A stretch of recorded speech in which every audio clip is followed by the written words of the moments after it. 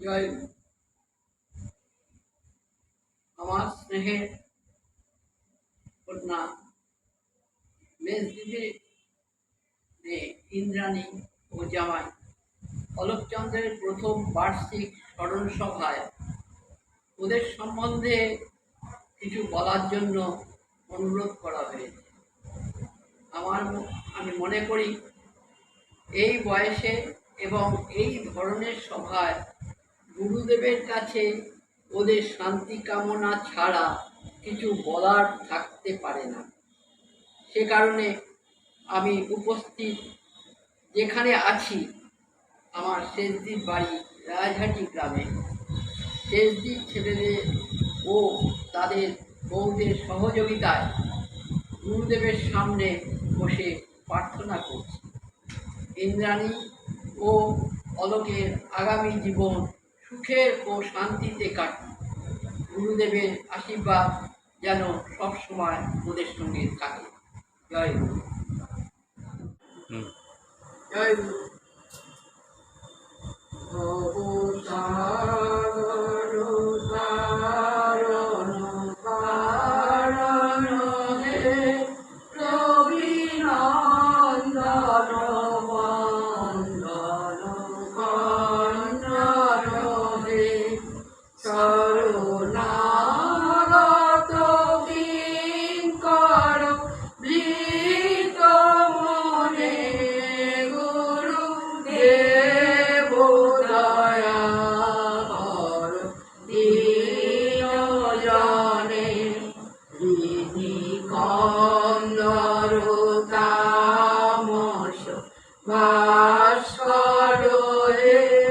তুমি বিষ্ণু প্রজাপতি শঙ্কর হে পর ব্রহ্ম পরাৎপর বেদ মনে গুরুদেব দয়া কর দীন জনে গুরুদেব দয়া কর দীন জনে গুরুদেব দয়া কর দীন জনে।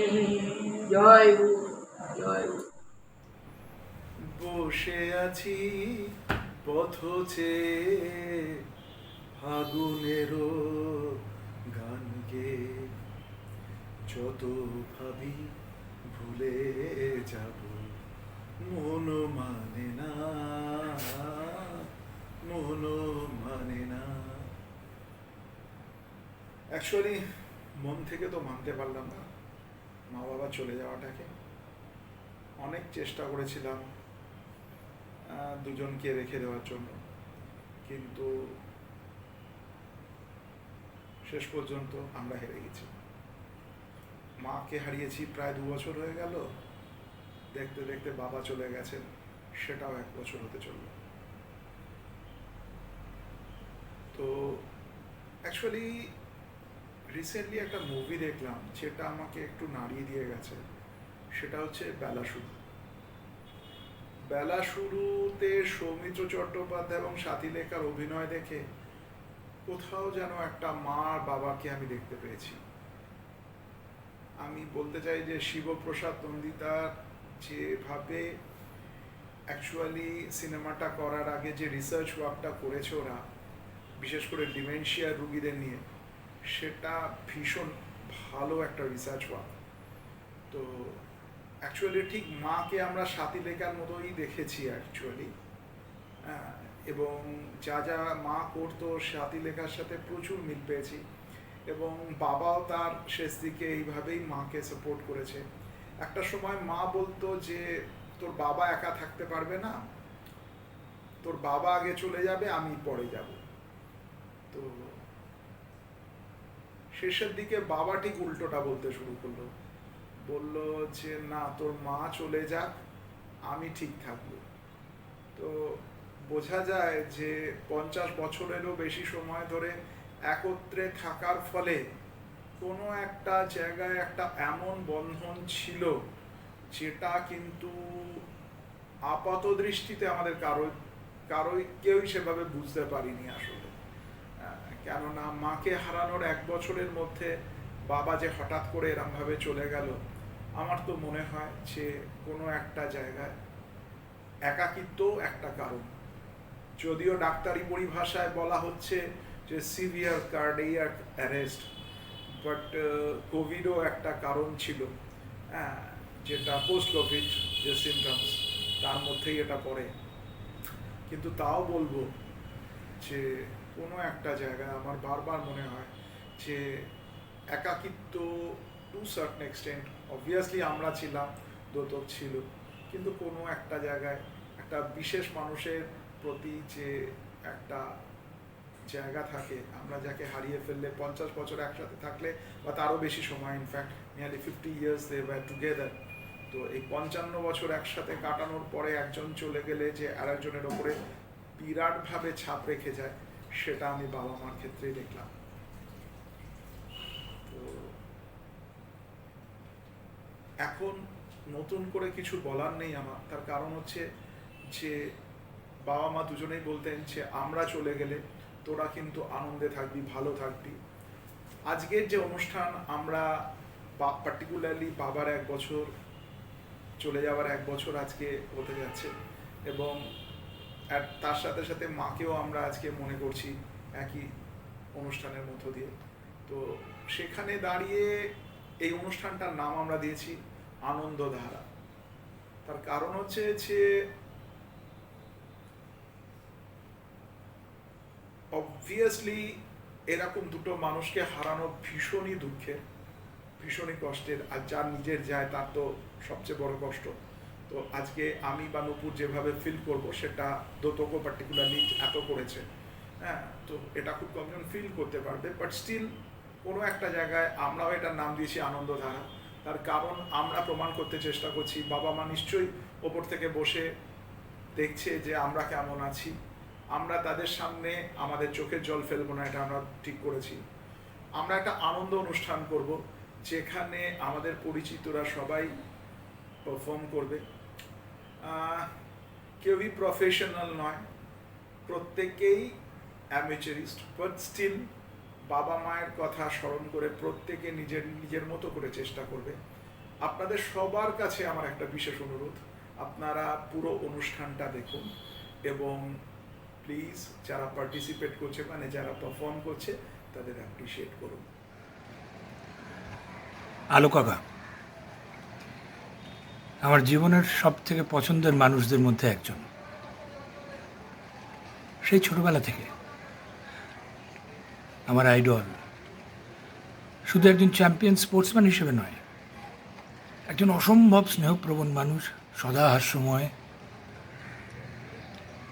ছোটবেলা থেকে এই বড়বেলা পর্যন্ত যতদিন আলো কাকা ছিল, কি স্নেহ, কি ভালোবাসা পেয়েছি, যেটা সারা জীবন আমার পাথেয় হয়ে থাকবে। ভালো থেকো আলো কাকা, যেখানেই থাকো ভালো থেকো। আমরা সবাই, তোমার ছেলেমেয়েরা তো বটেই, তোমার সান্নিধ্যে যারাই এসেছে তারাই তোমার স্মৃতি নিয়ে বাঁচব। দূরদেশে সে রাখাল ছেলে আমার বাটের বটের ছায়ায় সারা বেলা গেল খেলে।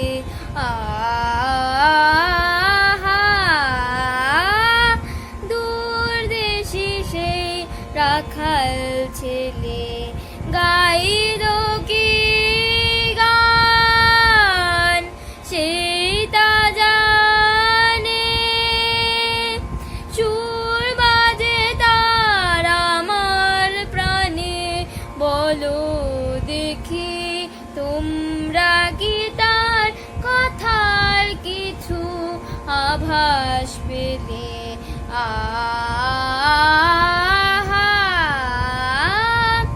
দূরদেশে সেই রাখাল ছেলে আমার বাটের বটের ছায়ায় সারা বেলা গেল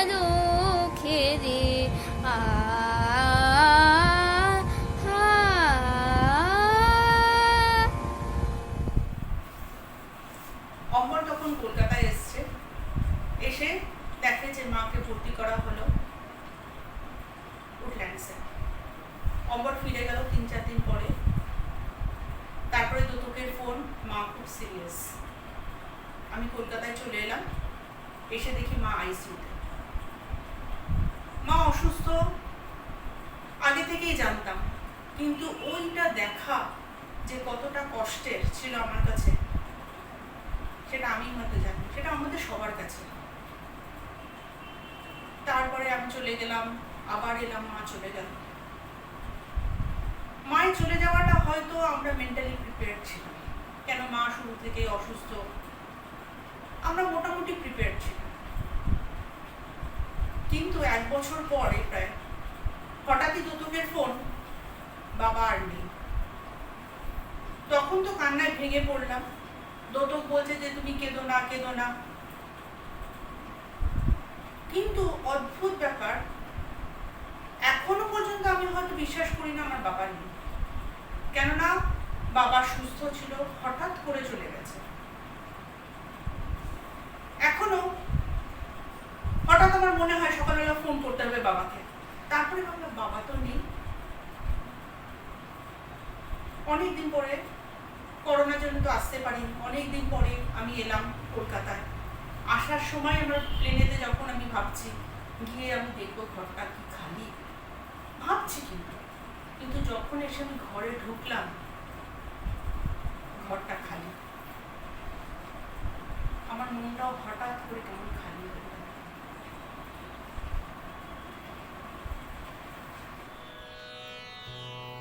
আমি তোমার বিরহে রহিব বিলীন, তোমাতে করিব বাস।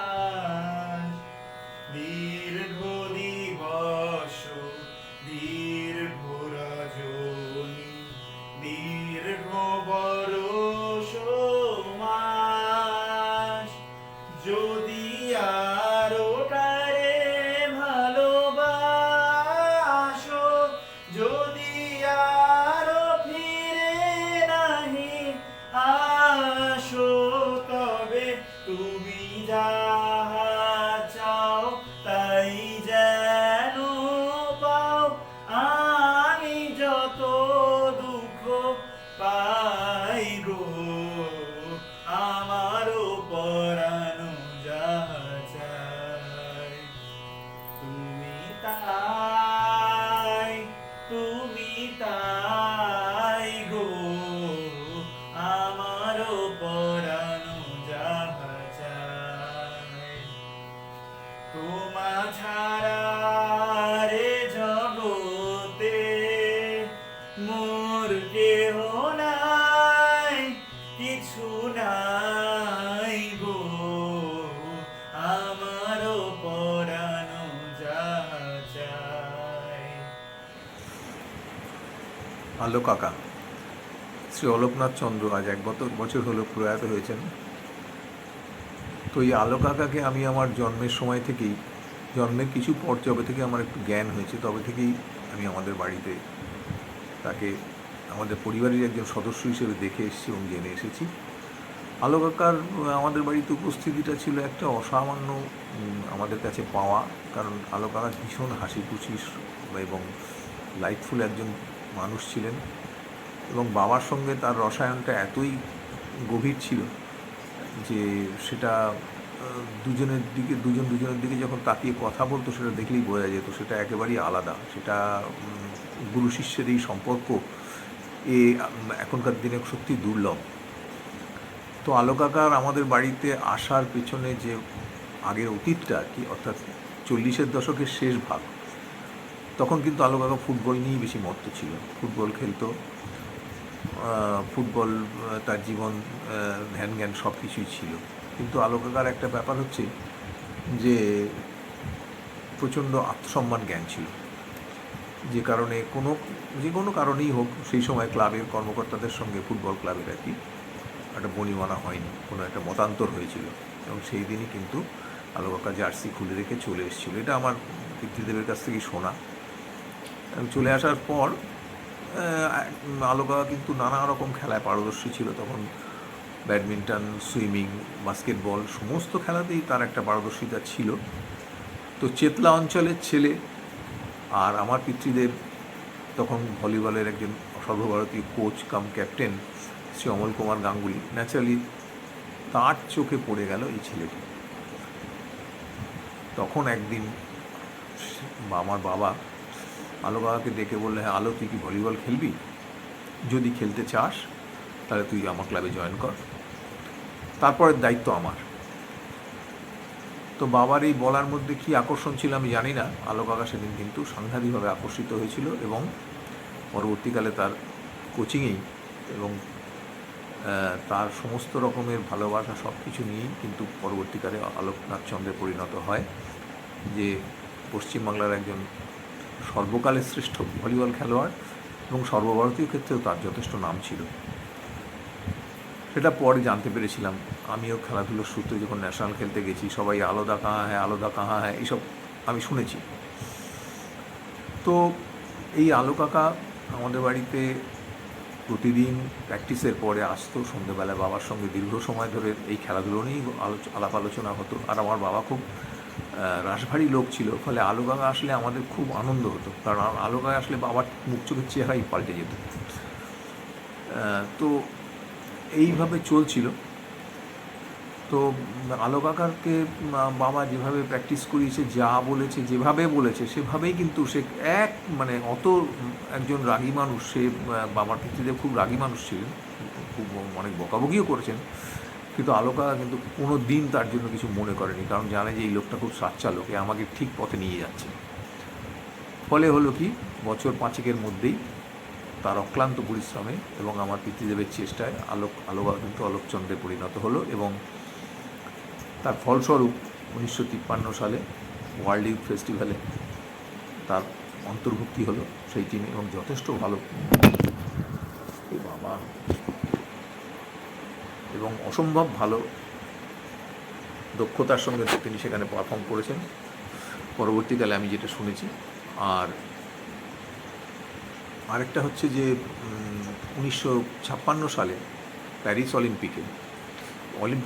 প্যারিস বিশ্ব ভলিবল চ্যাম্পিয়নশিপে আলো কাকার অন্তর্ভুক্তি, সেটা ছিল বাঙালিদের কাছে একটা বিরাট গর্বের বিষয়, কারণ তখন বাংলা থেকে কোনো ছেলে ইন্ডিয়া টিমে চান্স পাবে এটা ভাবা যেত না।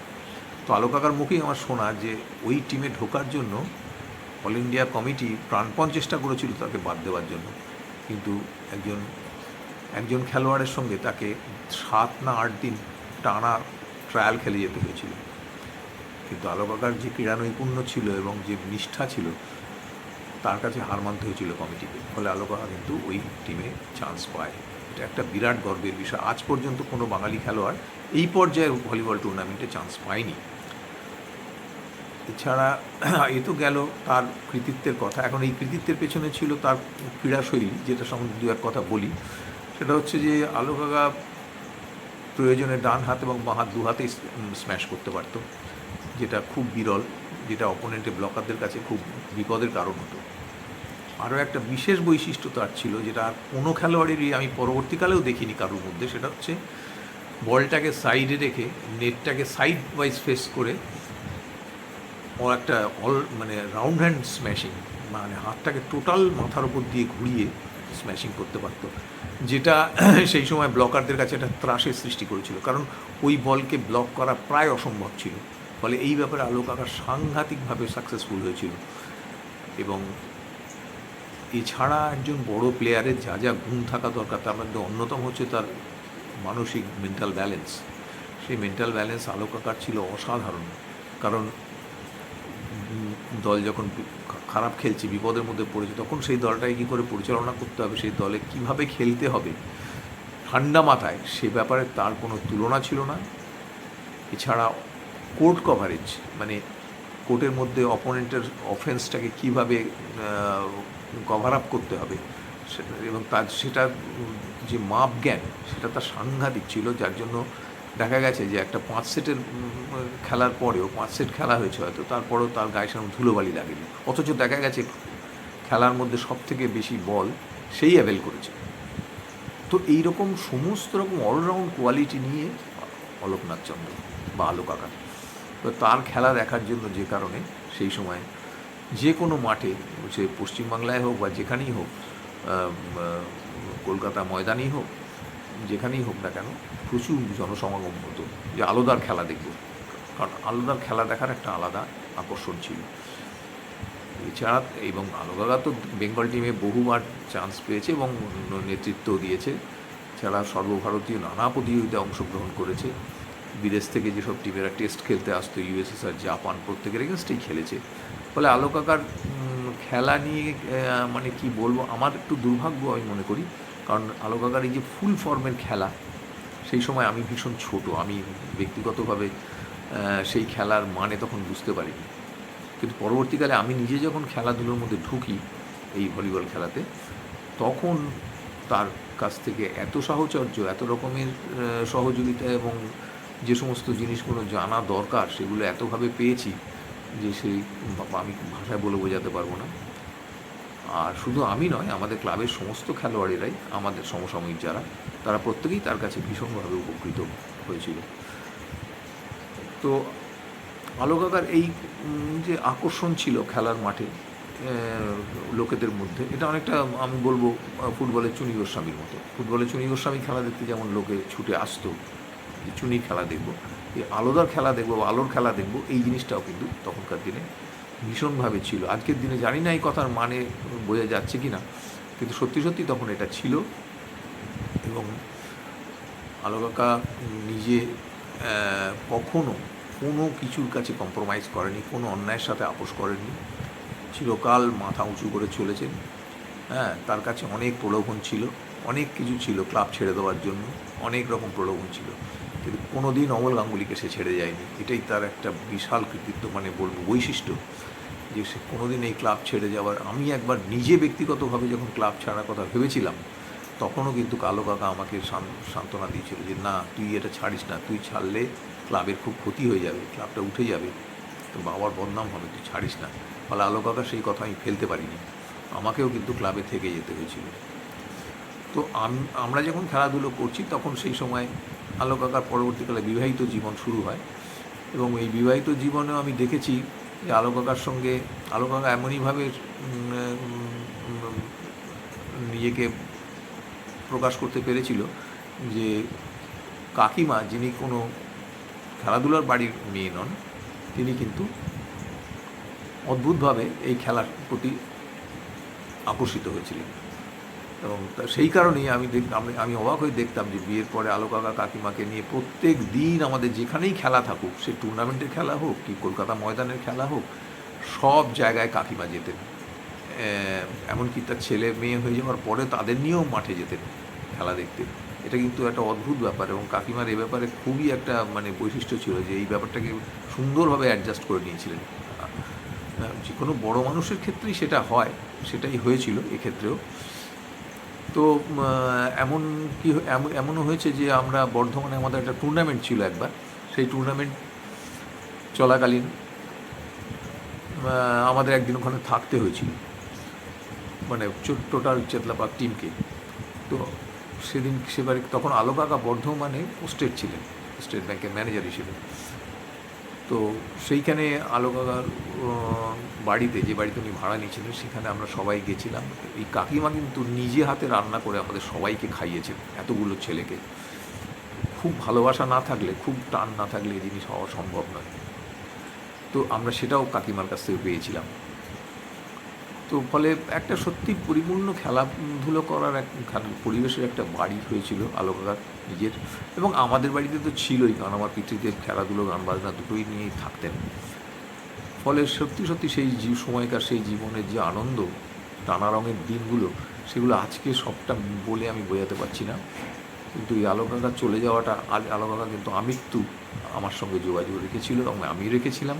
আমাকে অসম্ভব ভালোবাসত, এবং আমি সত্যি, আমার পিতৃদেব 41 বছর হলো চলে গেছেন আমাদের ছেড়ে, কিন্তু আলো কাকা গত বছরের জুন মাসে যখন আমাকে ছেড়ে চলে যায়, তখন আমি দ্বিতীয়বার পিতৃহারা হলাম, এটাই মনে করি। এই আলো কাকা সম্বন্ধে আর কি বলবো।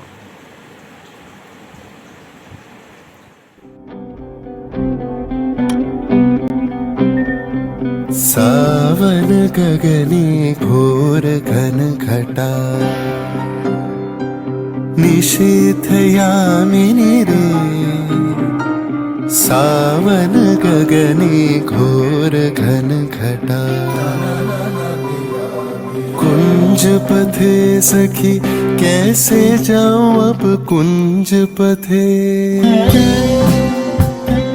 कुंज पथे सखी कैसे जाऊं अब लगा मिनी रे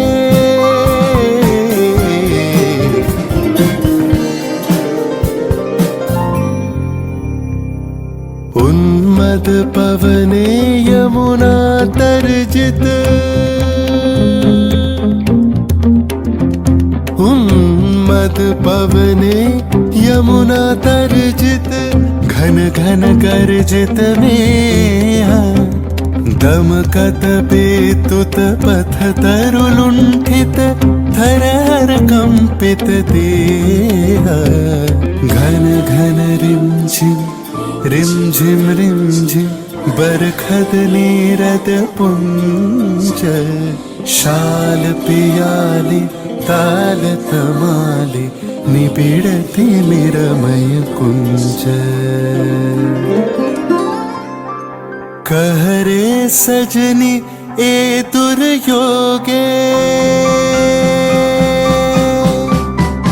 कहरे सजनी ए दुर्योगे कुंजे निर्दय कान दारुण बाशी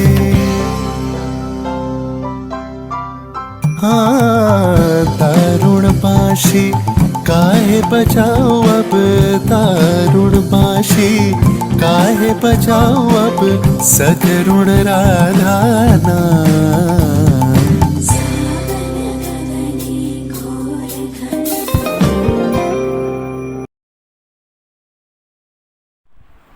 আজ 18ই জুন।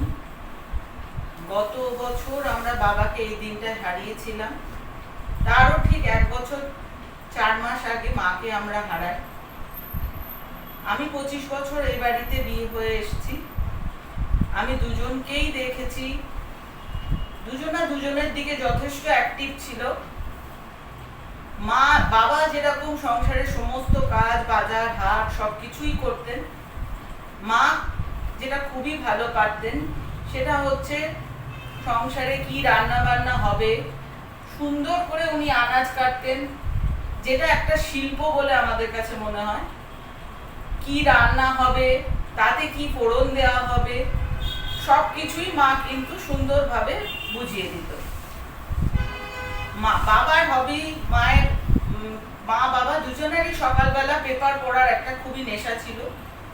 খুবই যুদ্ধ হতো দুজনের পেপারটা কে আগে পড়বে, সেই জন্য আমরা দুজনারই জন্য দুটো আলাদা পেপার এনে দিতাম। মা একটা খাটে শুয়ে পেপার পড়তো আর বাবা সেই আরেকটা পেপার নিয়ে জব্দ করতে ব্যস্ত থাকতো। সারা দিনই বাবা ওই জব্দ করছে আর মা পেপার পড়ছে। বাবা টিভিতে খেলা দেখতে ভালোবাসতো, মা সেই পছন্দ করতো সিরিয়াল দেখা। সেই নিয়েও দুজনের মধ্যে ঝামেলা বেঁধে যেত। লাস্ট 5 বছর মা তো খাটে শোয়া, সেই সবকিছুই সে ভুলে যাচ্ছে। আমরা চেষ্টা করতাম, আমরা মানে বিশেষ করে দোতো মা কতটা মনে রাখতে পারছে জানার জন্য বিভিন্ন রকমের প্রশ্ন মাকে করত। মা কারেন্ট সবকিছুই ভুলে যেত। কাউকে দেখে হয়তো নতুন, কাউকে দেখে হয়তো মনে পড়ছে না, কিন্তু খুব সুন্দর একটা হাসি দিয়ে, তোকে আমি চিনি না, তোকে আমি খুব ভালো চিনি, একটা সুন্দর হাসি দিয়ে বুঝিয়ে দিত। কিন্তু মাকে পুরনো কথা যখনই জিজ্ঞেস করা হতো যে শর্মিলা ঠাকুরের হাজবেন্ড কে, কি রাজেশ খান্নার মেয়েদের নাম কি, মা কিন্তু সেগুলো একদমই বলতো না বা বলেনি। লাস্টের দিকে আমাদেরকে, তোমরা কি চচ্চড়ি বানাতে ভুলে গেছো, তাতে কি ফোড়ন দিতে হবে, তাতে কি দিতে হবে, সবকিছুই আমাদের বলেছে। এখন আমরা দুজনকেই মিস করি। আমি তো বাবাকে ভীষণভাবে এখন মিস করি, কেননা এখন আমার খাওয়া দাওয়া মানে ব্যবসার চাপে আমি কোনোদিন 3টেই খাচ্ছি, কোনোদিন 2:30টেই খাচ্ছি, কোনো ঠিক থাকে না। কিন্তু আগে হলে বাবার 2টো বাজলেই ফোন তুমি এখনো কেন আসছো না? আমি কি নিচে গিয়ে বসবো? তুমি কি ওপরে আসবে খেতে? তাহলে এত দেরি করলে আমার ভালো লাগে না। আমাদের বাড়িতে কেউ এত দেরি করে খায় না। বাবা এই কথাটা বলতো। এখন আমার ওপর ভীষণ দায়িত্ব। সকালবেলা কি রান্না হবে থেকে রাত্রিবেলা গেট বন্ধ করা, সবটাই আমার কাছে এখন একটা বিশাল দায়িত্ব দিয়ে দুজনে চলে গেছে। আর নতুন করে তো বাবা মা সম্বন্ধে কিছু বলার নেই। কি ছিলেন ওনারা সেটা আর নতুন করে আমাকে নিশ্চয়ই বলতে হবে না। নমস্কার। নমস্কার, শুভ সন্ধ্যা। আজকে যে অনুষ্ঠানে আমাকে আমন্ত্রণ করা হয়েছে, এটি শ্রী শ্রদ্ধেয় স্বর্গীয় আলোকনাথ চন্দ্রের স্মৃতির উদ্দেশ্যে। আজকের আমার এই তবলা বাদন দ্বারা ওনাকে আমি শ্রদ্ধাঞ্জলি জ্ঞাপন করব। আমি আজ আপনাদের কাছে পেশ করছি দ্রুত 3 তাল। শুরু করছি।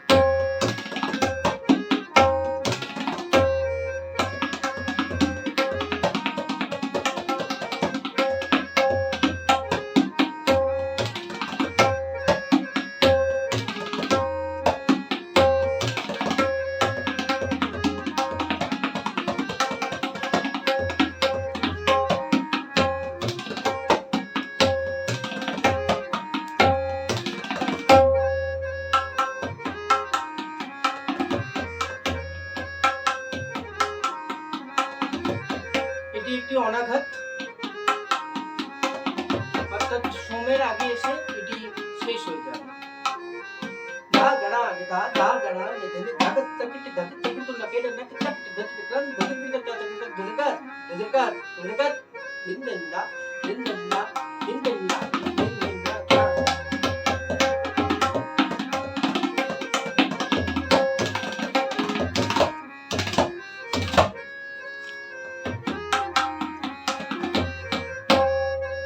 আজ আমি এই অবধি বাজালাম। সময়ের স্বল্পতার দরুন এই অল্প একটি শ্রদ্ধার্ঘ্য ওনার প্রতি রইল। নমস্কার। শেষের দিকে আঠা দাদার সাথে সম্পর্কটা আরো একটা নিকটতর হয়ে ওঠে, স্পেসিফিক্যালি আঠার সাথে। দাদা খুব একটা তো অসুস্থ ছিল না, কিন্তু যেহেতু আঠা বেশি অসুস্থ বা আঠা সবসময়তেই অনেকদিন ধরে ঘুরেছে আঠা, তো সেই জন্য আঠার সাথে বন্ডিংটা অনেক মানে একটা স্ট্রং হয়ে ওঠে। তো 2016 থেকে যখন আঠা ধীরে ধীরে অসুস্থ হতে থাকে, তো এই যে ভুলে যাওয়া, এই যে ডিমেনশিয়া দেখা দেয় ধীরে ধীরে, তো তখন থেকেই আমরা নানান ধরনের ছোট ছোট এক্সারসাইজেস, যে টেবলস বা এডিশন, এগুলো বলতে পারছে কিনা, বাড়ির অ্যাড্রেস, ফোন নাম্বার, এগুলো আমরা প্রত্যেকদিন জিজ্ঞেস করতাম দেখার জন্য যে whether the brain is working or not, বা ঠিক মতন কাজ করছে কিনা বা কতটা করছে, কোন স্টেজে ডিমেনশিয়াতে আমরা দাঁড়িয়ে রয়েছি। এই করতে করতে করতে করতে অ্যাজ ডিমেনশিয়া এমনিতে একটু প্রোগ্রেসিভ, মানে ধীরে ধীরে ডিটোরিয়েট করে, আর আমাদের হাতে খুব একটা ওষুধ পালা কিছু নেই সেরকম ভাবে, তো একটা সাইকিয়াট্রিস্টের আন্ডারে ট্রিটমেন্ট চলছিল যাতে আমরা মানে ডিটোরিয়েশনের প্রসেসটাকে আমরা একটু স্লো ডাউন করতে পারি। In the meantime obviously যেটুকু ডিটোরিয়েশন না হলেই নয় সেটুকু হয়েছিল যে একটুখানি মুভমেন্ট ডিসেবিলিটি, মানে হাঁটা চলা করতে একটু অসুবিধা, বা যেগুলো খুব স্বাভাবিক ডিমেনশিয়া পেশেন্টদের বা অ্যালজাইমার পেশেন্টদের সেগুলো দেখা দিয়েছিল। তো সিমিলারলি এই ধরনের যে ডিসেবিলিটি যখন হলো তখন পুরোটাই আঠা মোটামুটি একেবারে বেড রিডেন হয়। তো তখন অবভিয়াসলি আমাদের উপর ডিপেন্ডেন্সিটা অনেকটাই বেড়ে যায়। তো আমি, শ্যামলীদি, আরতিদি সবাই মিলে যতটা ভালো রাখা যায় আমরা চেষ্টা করে গেছি। নানান ধরনের কমপ্লিকেশনস তো ছিলই, তো সেইগুলো কতটা মনিটর করা যায়, যতটা ভালোভাবে রাখা যেতে পারে, উই অলওয়েজ ট্রাই। সকালবেলা 5:30টায় এসে 8 ঘন্টা সমস্ত ধরনের ইনভেস্টিগেশন যেগুলো বাড়িতে বসে সম্ভব, sugar, pressure, heart rate, oximeter and everything যা যা সম্ভব হয় বাড়িতে চেক করা, অ্যান্ড উইথ দ্য এক্সারসাইজেস, একটুখানি ফিজিওথেরাপি, আল্ট্রাসাউন্ড, যা যা আমাদের পক্ষে করণীয় ছিল বাড়িতে, নিউবুলাইজেশন, তো আমরা সমস্তই করেছি। তারপর 6টা থেকে আঠাকে স্নান করানো বা ব্রাশ করানো, এভরিথিং, বিকজ যেহেতু এই রোগটা মানুষের কোঅর্ডিনেশনটাকে কমিয়ে দেয়, তো প্রত্যেকটা কাজে তার হ্যান্ড আই কোঅর্ডিনেশনটা চলে যায়। তো সেখানে মানে সামান্য হয়তো একটা কাজ সেটা সে বুঝতে পারে না, বা আমি হয়তো একটা কথা বলছি সেটা সে হয়তো ইন্টারপ্রেট করতে পারছে। ম্যাক্সিমাম লোকের বাড়িতেই এই রোগটাকে কিন্তু বার্ধক্যজনিত বলে খুব অবহেলা করা হয়, বয়স হয়েছে তাই ভুলে যাচ্ছে। কিন্তু আমরা তো সেভাবে ফেলে রাখতে পারি না, because being a student of science কোনো রোগকে আমরা কিন্তু এভাবে আন্ডার এস্টিমেট করতে পারি না যেটা বার্ধক্যজনিত। যতটা সম্ভব সিস্টেম্যাটিক ট্রিটমেন্ট বা সিম্পটোম্যাটিক ট্রিটমেন্ট আমরা যতটা করতে পারি আমরা সবসময়তেই সেটার চেষ্টা করে এসেছি। তো ধীরে ধীরে ধীরে ধীরে নানান ধরনের ডিটোরিয়েশন হতে থাকে। তো কিন্তু এই রিলেটেড কিন্তু মৃত্যুর সাথে কোনো সম্পর্ক নেই। অনেকেরই ধারণা হয়তো যে অ্যান্টি ডিপ্রেসেন্ট খাওয়ানোর ফলে নানান ধরনের কমপ্লিকেশনস অ্যারাইজ করেছে, বাট এটা যে খুব একটা ঠিক ধারণা তা নয়, বিকজ আমরা সত্যি কথা বলতে না অ্যান্টি ডিপ্রেসেন্টস তো খাওয়াতাম না। তো যাই হোক না কেন, যে কমপ্লিকেশনস অ্যারাইজ করেছে দ্যাট ওয়াজ ডিউ টু যে একটা ফিমার ফ্র্যাকচার হয়। তো এই পাটা যখন ভেঙে যায় তখন সেখান থেকে দাঁড়িয়ে নানান ধরনের কমপ্লিকেশনস অ্যারাইজ করে। 2019 সালে আঠা হঠাৎ খাট থেকে পড়ে যায়, কিন্তু পড়ে যাওয়ার কথাটাও কিন্তু একটা খুব ডিফারেন্ট, বিকজ আঠা ভুলেই যায় যে আঠা হাঁটতে পারে, তাই একদিন রাত্রিবেলা নিজে উঠে বাথরুম যেতে যায়। তো সেই বাথরুম যেতে গিয়ে যেহেতু আঠার পায়ে স্ট্রেংথ নেই সেই পরিমাণে যে হাঁটার মতন, কিন্তু নিজে ওঠার চেষ্টা করে, আঠা পড়ে যায় এবং পায়ের হাড়টা ভেঙে যায়। তো আমরা সঙ্গে সঙ্গে অ্যাপোলোয় ভর্তি করি এবং সেখানে ট্রিটমেন্ট হয় এবং আমরা অপারেশন করাই ফিমারে। অপারেশনের পরে দেখা যায় একটা স্কিনের প্রবলেম, যেটা হতে পারে কোনো কারণে একটা সিস্টেমিক ম্যানিফেস্টেশন। রোগটার নাম হচ্ছে বুলাস প্যানথিরয়েড। এই রোগটা বেসিক্যালি এটা অটো ইমিউন কন্ডিশন, মানে এটা নিজের শরীর অযথা নিজের শরীরের এগেইনস্টে লড়াই করছে। কি কারণ, তার এক্সাক্ট মেকানিজম আমাদের কাছে এখনো ক্লিয়ার নেই। হতে পারে পায়ে বসানো স্টেনটাই একটা কারণ, মানে পায়ে বসানো যে রডটা বা যে প্লেটটা বসানো হয়েছে, maybe that is the cause. কিন্তু আমাদের কাছে কোনো শিওরিটি নেই whether that is the full proven reason or not। তো যে কারণেই হয়ে থাকুক না কেন এই লিজনসগুলো বাড়তে থাকে এবং পরবর্তীকালে আমরা সেটার জন্য নানান ধরনের যে ট্রিটমেন্ট প্রোটোকল রয়েছে সেটা আমরা ফলো করি। তো এবং ট্রিটমেন্টের পরে দেখা যায় যে জিনিসটা ধীরে ধীরে হিল করছে, কিন্তু এর সাথে যেহেতু আমরা স্টেরয়েড দিয়েছিলাম এটাকে কমানোর জন্য, তাতে আমাদের এমনিতেই ইমিউনিটিটা সাপ্রেসড হয়ে যায় এবং সেখান থেকে দেখা যায় সেপ্টিসিমিয়া। সেপ্টিসিমিয়ার প্রবলেমটা 2019 জুন থেকে শুরু হলেও জিনিসটা বারবার রেটার করতে থাকে, কিন্তু আমরা বুঝতে পারলাম না কি কারণে সেপ্টিসিমিয়াটা হচ্ছে। হয়তো স্কিনের ইনফেকশন থেকেই সেপ্টিসিমিয়াটা হচ্ছে। তো সেই জন্য আমরা 2-3 বার এরকম ভাবে হসপিটালাইজ করি এবং অ্যান্টিবায়োটিক দেওয়াকে আঠা রিকভার করে। কিন্তু নর্মাল সেপ্টিসিমিয়াতে যে ধরনের ফিচার্স আসার কথা তার মধ্যে জ্বর একটা প্রধান কারণ, মানে প্রধান একটা সিমটম। আগে যতবার সেপ্টিসিমিয়া হয়েছে জ্বর কিন্তু এসে, কিন্তু শেষবার যখন আঠাকে আমরা ভর্তি করি এই সেপ্টিক শকের জন্য তখন কিন্তু কোনো ধরনের জ্বর আঠার আসে। তো সেই জন্য দাঁড়িয়ে আমরা বুঝতেও পারিনি যে আঠার একটা সিভিয়ার সেপ্টিক শক হয়ে গেছে। যাই হোক, আঠা লড়াই করে 17 দিন ধরে ভেন্টিলেশনে ছিল, কিন্তু আলটিমেটলি আমরা হেরে যাই একটা ব্যাকটেরিয়ার কাছে। বিকজ আমাদের হাতে ওয়াজ আ মাল্টি ড্রাগ রেজিস্ট্যান্ট ব্যাকটেরিয়া, যেটা এগেইনস্টে বিশ্বের কোনো অ্যান্টিবায়োটিক কাজ করত না। তো আমরা আঠাকে হারিয়ে ফেলি। কিন্তু হ্যাঁ, আমরা বুঝতে পেরেছিলাম যে মানে আমরা মেন্টাল প্রিপারেশন নিচ্ছিলাম যে হয়তো আমরা আঠাকে রাখতে পারবো না যখন এই রেপিটেড সেপ্টিক শকগুলো হচ্ছিল। কিন্তু দাদার ক্ষেত্রে ব্যাপারটা পুরোটাই ডিফারেন্ট ছিল। দাদার কোভিড হয়েছিল আমাদের সাথে, কিন্তু আফটার রিকভারিং ফ্রম কোভিড যে এরকম ভাবে কার্ডিয়াক অ্যারেস্ট হতে পারে এটা আমাদের ধারণার বাইরে ছিল। সকালবেলা ঘুম থেকে উঠলো সুস্থ মানুষ, যে আমাকে 10 মিনিট আগে পর্যন্ত ওষুধের নাম পুরো স্পেলিং করে বলে দিল, সেই মানুষটা যে 10 মিনিটে চলে যাবে এটা আমার ধারণার বাইরে ছিল। সকালবেলা এসে যেমন আঠাকে আমরা ইনভেস্টিগেট করতাম সেরকম সেদিনও আমরা দাদাকেও এসে ইনভেস্টিগেট করলাম, নানান ধরনের প্রেশার দেখলাম। প্রেশারটা একটু কমের দিকে ছিল, সেটা স্বাভাবিক, কিন্তু আদারওয়াইজ কিছু অ্যাবনর্মালিটি আমরা লক্ষ্য করেছিলাম তা কিন্তু নয়। শরীরটা সেদিন একটু খারাপ ছিল বা অন্যদিন যেরকম থাকে সেরকম হয়তো ছিল না, কিন্তু আবার যে ভীষণ পরিমাণে খারাপ যে আমাদের এক্ষুনি হসপিটালাইজ করতে হবে এরকম কিন্তু আমাদের দেখে মনে হয়। কিন্তু যখন 10টা 10 শেষ সময় এরকম একটা ঘটনা ঘটলো এবং আমরা খুব তাড়াতাড়ি উডল্যান্ডসের এমার্জেন্সিতে নিয়ে গেলাম এবং জানতে পারলাম যে দাদা নেই, ইট ওয়াজ a great shock to us. আমরা সত্যি বুঝতে পারিনি যে এইভাবেও চলে যেতে পারে। মেবি কোভিড ইজ আ মানে কন্ট্রিবিউটিং ফ্যাক্টর, কিন্তু এটাই বাস্তব যে যেতে তো সবাইকেই হবে। তো এটা ধরে বসে থাকলেও তো আমাদের চলবে না, তাই বাস্তবকে তো মেনে নিতেই হবে। তাই এইভাবেই আমাদের এগিয়ে যাওয়া। আঠা দাদা অবভিয়াসলি আমাদের সবার মনে নিশ্চয়ই সারা জীবন একটা স্থান গ্রহণ করে।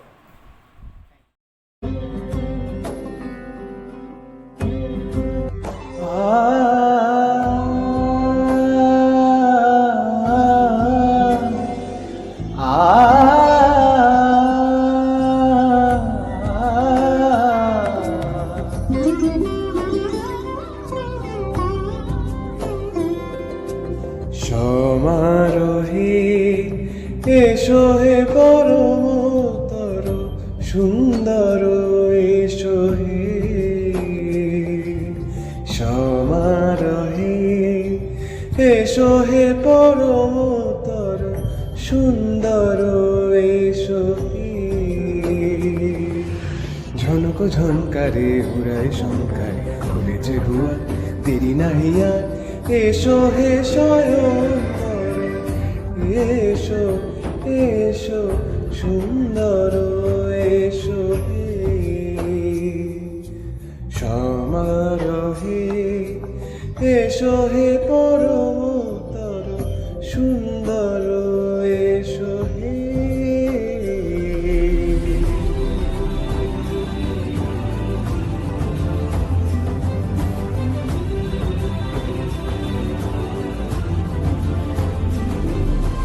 যে রূপে আকাশ তটে চাঁদেরই আলো, যে রূপে আকাশ তটে চাঁদেরই আলো, যে রূপে লালার চোখে সিন্দুরে সাজালো সিন্দুরে,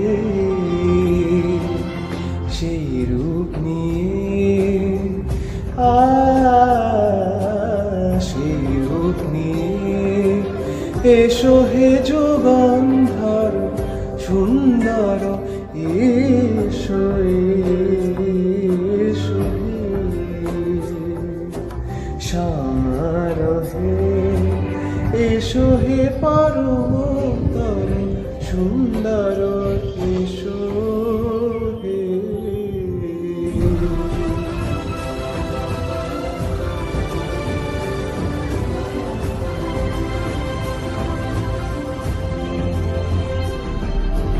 যে পথে সকাল সাজে ফুলের সুবাস, যে পথে সকাল সাজে ফুলের সুবাস, যে পথে বিরহ মিছে তিমির তিমিরি অবকাশ, সেই পথ হয়ে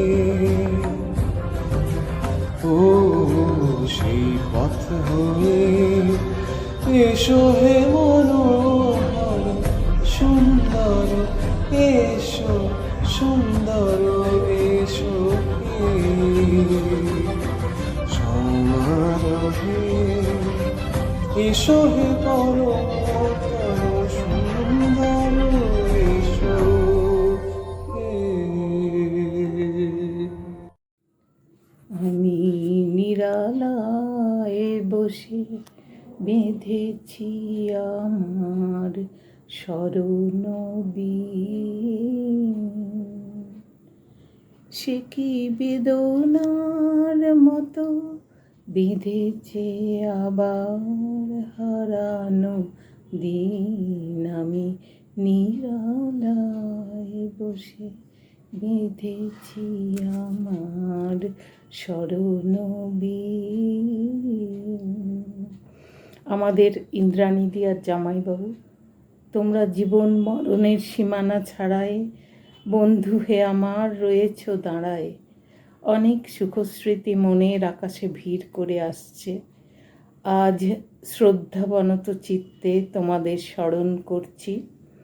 তোমরা কোথাও যাওনি, আমাদের মনে সব সময় আছো। তোমাদের আশীর্বাদ সব সময় আমাদের সঙ্গে আছে, থাকবে। সশ্রদ্ধ প্রণাম রইল। নমস্কার। পথিকয় ভেবো না রে ডুবে যাও রূপসাগরে, পথিকয় ভেবো না রে ডুবে যাও রূপসাগরে, বিরলে বসে করো যোগ সাধনা। একবার ধরতে পেলে মনের মানুষ ছেড়ে যেতে আর দিও না, ধরতে পেলে মনের মানুষ ছেড়ে যেতে আর দিও না। দেখেছি দেখেছি রূপসাগরে মনের মানুষ কাঁচা সোনা, দেখেছি রূপসাগরে মনের মানুষ কাঁচা সোনা। তারে ধরি ধরি মনে করি ধরতে গেলে মার পেলে না, ধরি ধরি মনে করি ধরতে গেলে মার পেলে না। দেখেছি দেখেছি রূপসাগরে মনের মানুষ কাঁচা সোনা, দেখেছি রূপসাগরে মনের মানুষ কাঁচা সোনা।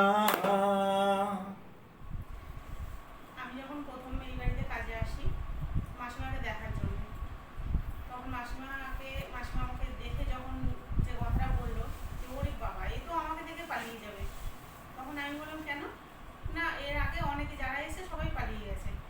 আমি তখন বললাম যে না, পালিয়ে গেলে তোমাকে দেখাশোনা কে করবে? তখন ছর্দিদা বললো শুনলি তো, তখন ছর্দিদা ছিল কি বললো, তো আমাকে তখন সেই দিনই মাসিমা বলেছিল যে তুই ঘুমিয়ে পড়। তা আমি বললাম তুই যদি ঘুমিয়ে পড়ি তাহলে তোমাকে কে দেখবে? তো তখন থেকে মাসিমাকে আমার দেখা। তারপর যখন মাসিমার পাটা ভেঙে যায় বিছানায়, একবারে যখন বিছানায় থাকে, তখন থেকে মাসিমাকে আরও বেশি করে আমরা দেখাশোনা করি। আমার সাথে দত্তক থাকে, তো আমাকে অনেক হেল্প করে। তো মাসিমাকে যখন লাস্ট ফিনিশিং যখন বেশি অসুস্থ হয়ে যায়, তখন উনি খাবারটা খেতে চাইতেন না, মুখে নিয়ে বসে থাকতো। ওই দাঁতের ফাঁক দিয়ে ওষুধগুলো দেওয়া, এরকম দাঁত খিচিয়ে বকা। তারপর আমার উনি যখন খাওয়া হয়ে যেত, আমার খেতে দেরি হতো, তখন যা তুই এখনো খাসনি, খেয়ে নে। এই যে আমাকে উনি বেশি এরকম ভালোবাসতেন, সেগুলো অনেক মিস করি ওনাকে। তারপর মেসোমশাই, আমাদের যখন সবার করোনা হয়, মেসোমশাই হয়েছিল, তখন করোনা অবস্থায় আমি সবাইকে দেখাশোনা করতাম। তো মেসোমশাইকেও ওরকম খাওয়ানো সব কিছু করা। কিন্তু যেদিন উনি চলে গেলেন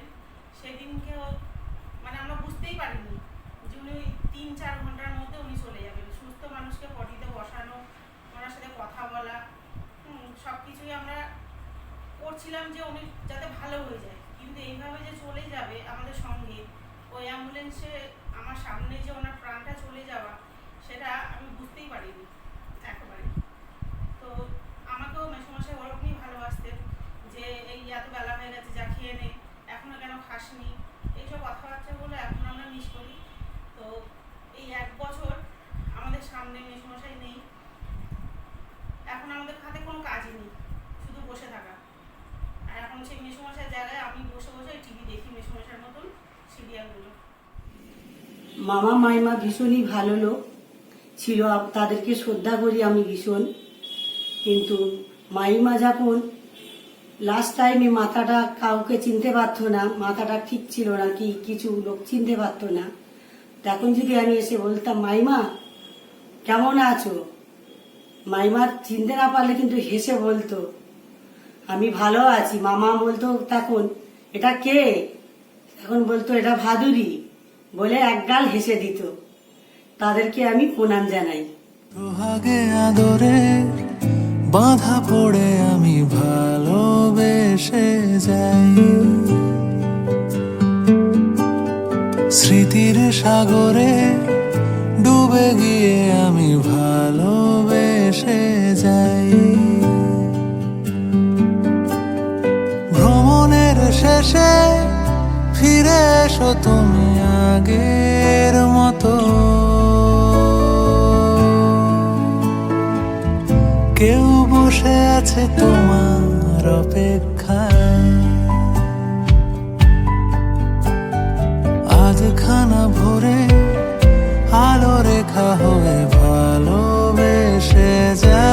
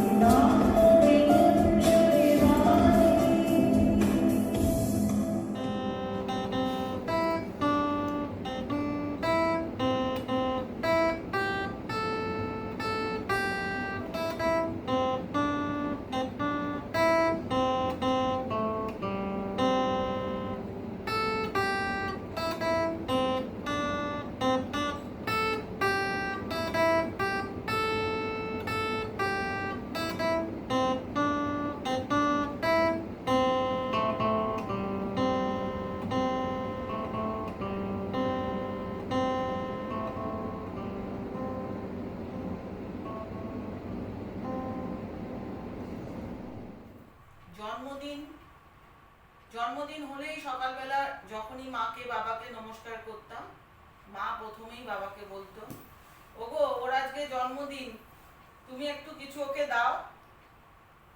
বাবা মুচকি হাসতো। পরে যখন আমাকে সুন্দর করে সাজিয়ে খেতে দেওয়া হতো, বাবা গুটি গুটি পায়ে গিয়ে দাঁড়াতো আর পকেট থেকে টাকাটা বের করে আমাকে বলতো, এটা তুমি তোমার পছন্দের কিছু জিনিস কিনে নিও।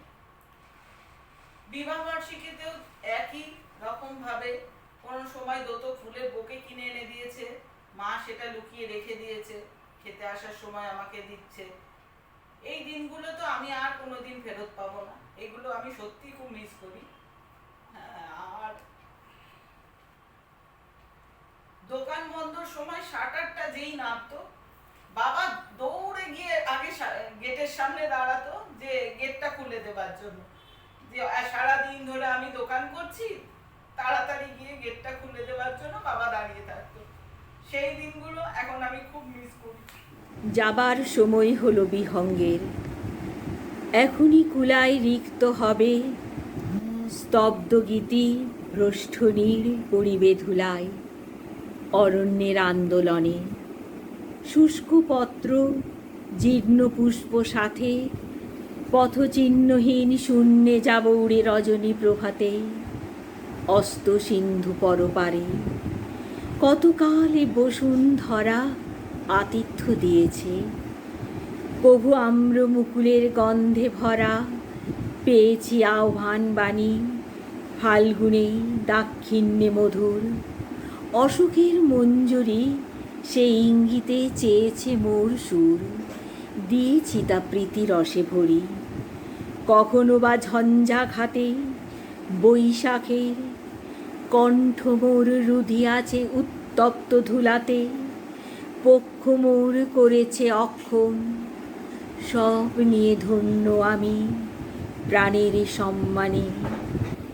এপারের ক্লান্ত যাত্রা গেলে থামি, ক্ষণতরে পশ্চাতে ফিরিয়া মোর নম্র নমস্কারে, বন্দনা করিয়া যাব এ জন্মের অধিদেবতারে, বন্দনা করিয়া যাব এ জন্মের অধিদেবতারে।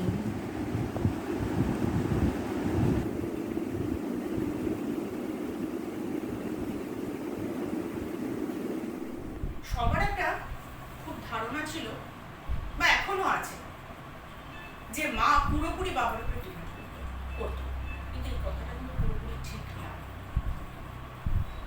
কেননা আমরা জানি বাবা চিরকাল বাইরে বাইরে চাকরি করেছে, মাই কিন্তু আমাদের মানুষ করেছে, আমাকে দাদাকে।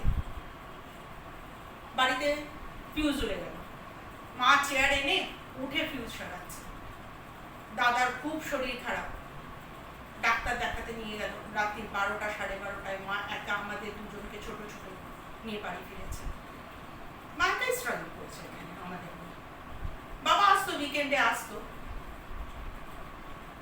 মা যেই বাবাকে দেখতো তখনই মা চেঞ্জ, তখনই বাবার উপরে খুব বিপদ, না করলেই ঝগড়া। ঝগড়া মানে কিন্তু সেরকম ঝগড়া না, এটা কিন্তু মজার ঝগড়া, বলে না spice of life, life full of spice. মায়ের একদম ওরকম ছিল। মানে বাবাকে, এটাই হয়তো ঠিক যে হয়তো ঝগড়া না থাকলে ভালোবাসাটাও অতটা থাকে না। খুব বেশি যদি মিষ্টি মধুর হয় সেটা ডায়াবেটিক হয়ে যাবে, আমার ওটা পছন্দ। আমরা ছোট থেকে দেখে এসেছি বাবা মায়ের মধ্যে ঝগড়া হচ্ছে আবার ভালোবাসা হচ্ছে, এটা কিন্তু আমাদের একটা ইন্সপিরেশন দিত। এটা কিন্তু খুব মজার। বাবা মজা করে বলতো, তোর মাকে তো সেই হানিমুন থেকে টেনে চলি, কি না প্রকৃতিতে খুব খেয়ে দে হঠাৎ পাখি এসছে বলে ওপরে উঠতে হবে, মা উঠতে পারছে না, বাবাকে টেনে টেনে তুলতে হয়েছে। সেটা বাবা চিরকাল বলে গেল, আর ওইটারই সুযোগ নিয়ে মা চিরকাল বাবার হাত ধরে চলল। আমরা যদি বলতাম আমরা ধরি না তোমাকে, না না তোর বাবাকে ডাক, বাবারই বেশি গায়ে যেন জোর, আমাদের আর গায়ে জোর না। এইখানেই হচ্ছে কোথাও একটা ডিপেন্ডেন্স। মা কিন্তু বাবার উপর ডিপেন্ড করতো যখন বাবাকে দিত। তো এই সব জিনিসগুলো আমরা ছোট থেকে দেখে এসেছি। ঘুরতে যেতাম, বাবা সবসময় মায়ের হাত ধরে টেনে টেনে নিয়ে যাওয়া, আমরা খুব হাসাহাসি করতাম যখন বড় হয়ে যেতাম। মায়ের কোনো ভূক্ষেপ নেই, মা মায়ের মতো আছে। মা একটু আত্মভোলা টাইপ করছিল। কিরকম আত্মভোলা? একটা মজার ঘটনা। আমরা হরিদ্বারে গেছি। হরিদ্বারে আমরা দাদা বৌদির হোটেলে খাচ্ছি, মা এসে আমাদের জয়েন করলো। আমরা খাচ্ছি যাচ্ছি, হঠাৎ খাওয়া দাওয়া হয়ে গেল, মা বেরিয়ে এক হাত জিভ বার করে, এ মা কি হয়েছে, কি হয়েছে? এই দেখো এক পায়ে আমার ছুটি, এটা কার হাওয়াই ছুটি? বাবা বলছে কোথা থেকে এলো এই হাওয়াই ছুটি? সবাই ভাবতো ওদের চুরি হয়ে গেছে। বাবা বললো চলো যে দোকানে আমরা এর আগে ঘুরতে গেছিলাম সেই দোকানে চলো। গিয়ে দেখা গেল সেখানে ভিড়। এক কর্মচারী, তার একটা হাওয়াই ছুটি আছে, একটা লেডিস ছুটি আছে। তো সেই সব মজাগুলো এখন আমরা খুব এনজয় করি। এগুলো ছোট ছোট আমাদের স্মৃতি জীবনের, যেগুলো আমাদের মুখে হয়তো হাসি ফুটিয়ে দেয়। মা বাবার চলে যাওয়াটা তো সবসময় দুঃখের, চিরকালের দুঃখের। একটা কথা আছে না, parents for hmm we are and why we are. কখনোই ভোলা যায় না বাবা। সেই দুঃখটা তো আমাদের থেকেই যাবে, কিন্তু কিছু মুহূর্ত, আনন্দের মুহূর্ত, হাসির মুহূর্ত, সেগুলো হয়তো আমাদের জীবনে দরকার। সেইগুলোও কিন্তু আমরা জীবনে মনে রেখেছি, চিরকাল মনে রাখবো যতদিন আমরা থাকবো।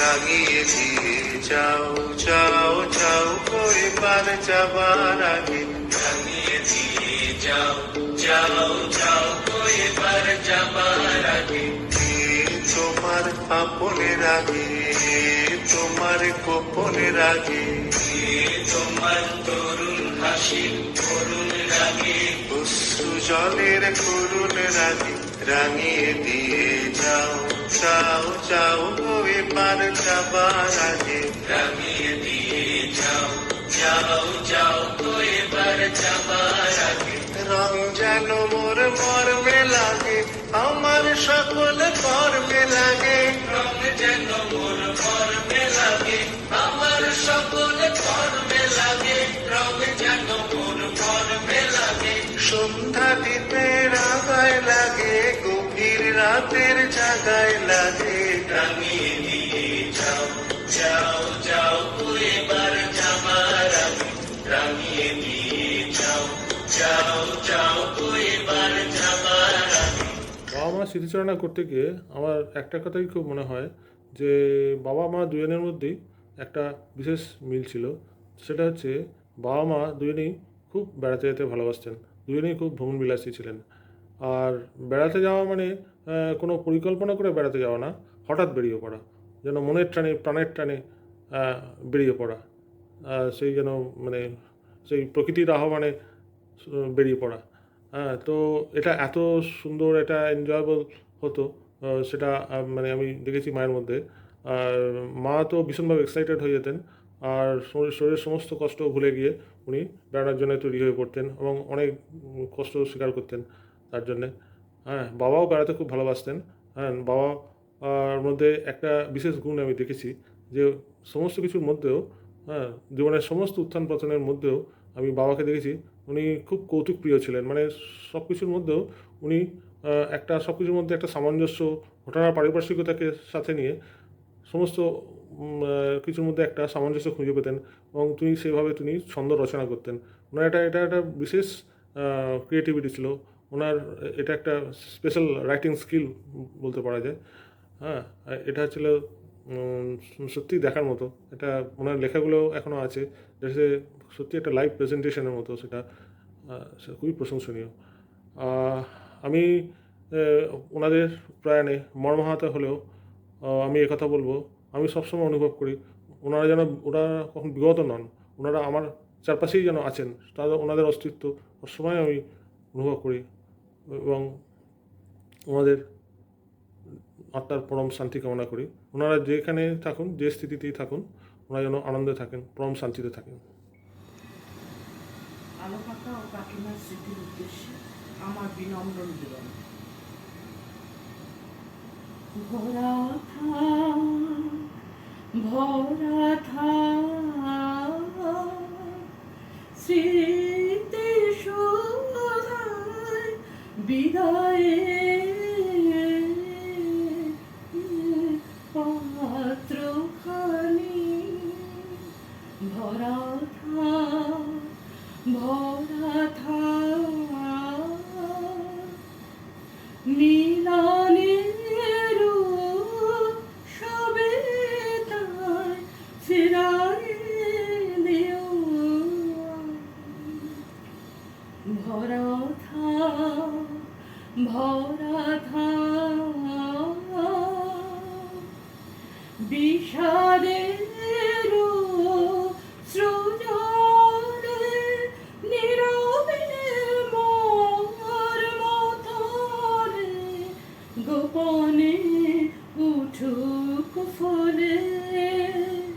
হৃদয়ের নূতন বাণী গোপনে উঠুক ফলে। হৃদয়ের নূতন বাণী ভরা থাক, ভরা থাক যে পথে যেতে হবে সে পথে তুমি একা। নয়নে আধারাবে ধ্যানে আলোক রেখা। সারাদিন গোপনে সুধার ঝড় মেমনে পরাণে পদ্ম বনে।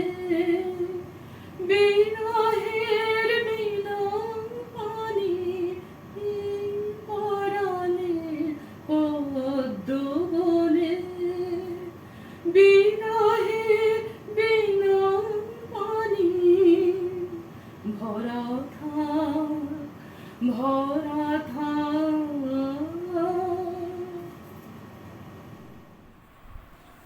ছোটবেলা থেকেই আমার সব শব্দের আগে আ বলার একটা প্রবণতা ছিল। তো আ দিদান, আ দাদু ভাই, সব ক্ষেত্রেই আটা পরবর্তীকালে উঠে গেলেও আ শব্দটা আঠা দেখে আর উঠল না। তো এটাই ডাক হয়ে গেল আমার কাছে আঠা। তো অবভিয়াসলি নামের সার্থকতাটা ক্রমশ যত দিন যাচ্ছে সেটা প্রমাণিত হয়েছে যে নামটা কতটাই সার্থক। তো যত দিন যাচ্ছে অবভিয়াসলি বন্ডিংটা আরো স্ট্রং হয়েছে। তো আর সেটা সবারই এখন অবগত, বিকজ সবাই দেখেছে যে আমার সাথে আঠা কিরকম সম্পর্ক ছিল। দাদার সাথে সম্পর্কটা আবার একটু ডিফারেন্ট। আমি ছোটবেলা থেকে ভীষণ স্কুল যেতে ভালোবাসতাম, আর সেটা আমার কলেজের বন্ধুরা এখনো জানে আমি কতটা কলেজ যেতে ভালোবাসি। তো স্কুল নিয়ে যাওয়া আমাকে একটা রীতিমতন যুদ্ধের কাজ। তো সেরকমই একদিন দাদা আমাকে স্কুল নিয়ে যাচ্ছিল, আর আমি রাগের চোটে দাদার চশমাটা ধরে রাস্তায় ছুঁড়ে ফেলে দিই, আর সঙ্গে সঙ্গে তার উপরে রিক্সা চলে, সঙ্গে সঙ্গে চশমাটা ভেঙে। তো এইভাবে আমি নানান ঘটনায় দাদার সাথে এরকম নানান ধরনের ঝামেলা করেছি। কিন্তু দাদার অনেক গুণ সেটা আবার আমি পেয়েছি বলে আমার ধারণা। এখন আমার মনে হয় দাদা একটা টমেটো সস দিয়ে একটা চিকেন বানাতো, যেটা সত্যি আজও আমার মনে পড়ে যে it was a sweet and sour chicken, যেটা এখন আমরা সত্যিই খুব মিস করি। এছাড়া আঠাও খুব ভালো মালপোয়া, নিমকি যেগুলো বানাতো, সত্যি বোধহয় আমরা আজও লকডাউনের ফেজে আমরা অনেক নেট দেখে বানিয়েছি ঠিকই, কিন্তু হয়তো সেই মানে কেন মেঘ আসে হৃদয় আকাশে, কেন মেঘ আসে হৃদয় আকাশে,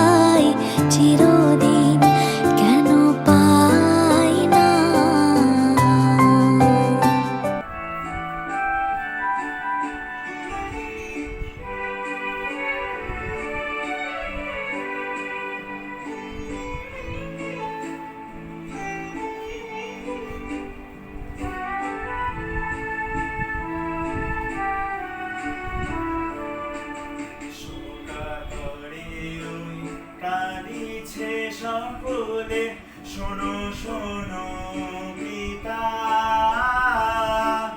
প্রভু প্রাণে প্রাণে শোনাও প্রাণে প্রাণে মঙ্গল বার্তা।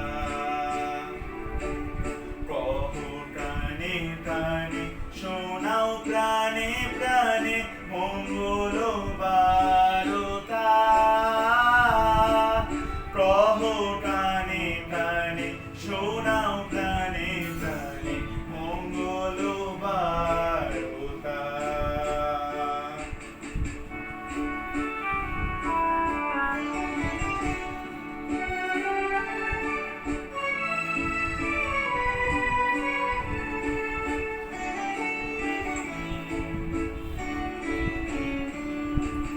ক্ষুদ্র আশা নিয়ে রয়েছে বাঁচিয়ে সদাই ভাবনা, যা কিছু পায় হারায় যায় না মানে সান্ত্বনা। যা কিছু পায় হারায় যায় না মানে সান্ত্বনা। যা কিছু পায় হারায় যায় না মানে সান্ত্বনা।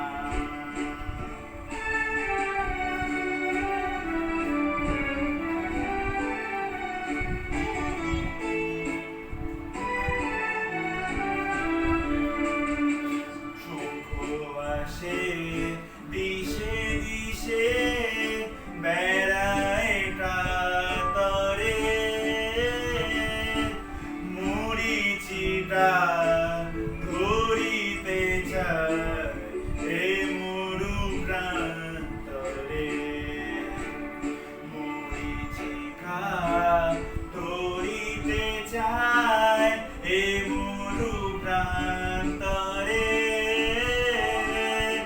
মরিচিকা ধরিতে চায় এ মরু প্রান্তরে।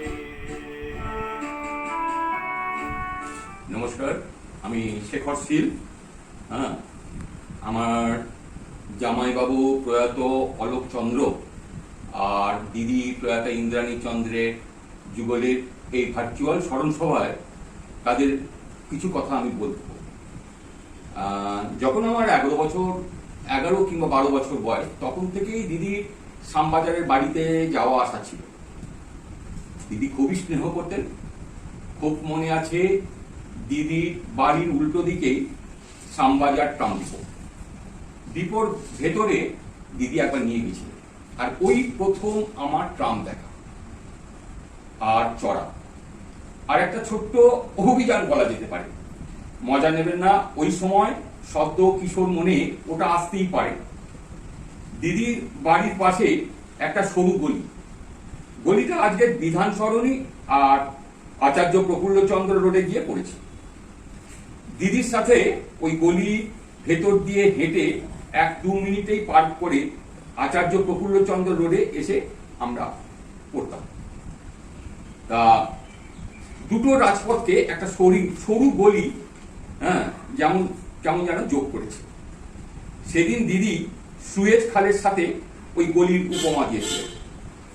ওই গলিটা ঘোষ কাজিনের চশমা গলি নামেই খ্যাত। এখানে ঘোষ কাজিনের গলিটা বিবেচ্য নয়। দিদি যে সহজভাবে ভূগোলের পড়া, ভূমধ্য সাগর থেকে লোহিত সাগরে কিভাবে কম সময় যাওয়া যায় সুয়েজ খাল দিয়ে, সেটা ঘোষ কাজিনের গলির উপমা দিয়ে বুঝিয়েছিলেন। এটা মানতে হবে, হয়তো দিদি ভূগোলে ভালোই দখল ছিল। আজকের অনুষ্ঠান এখন সমাপ্তির পথে।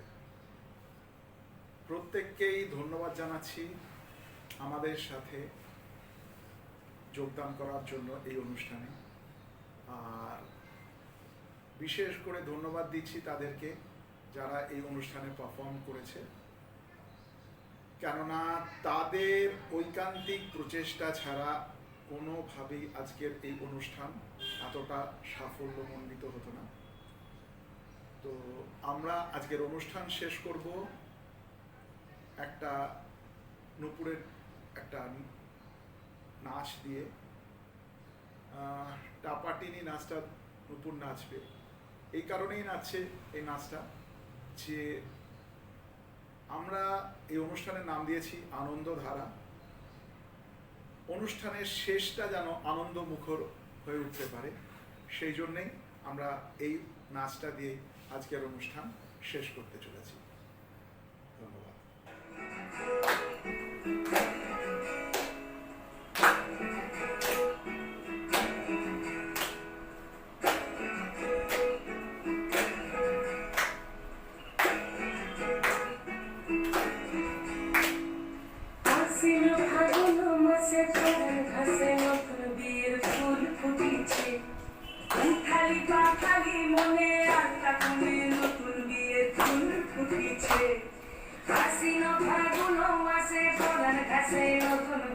ফুল ফুটিছে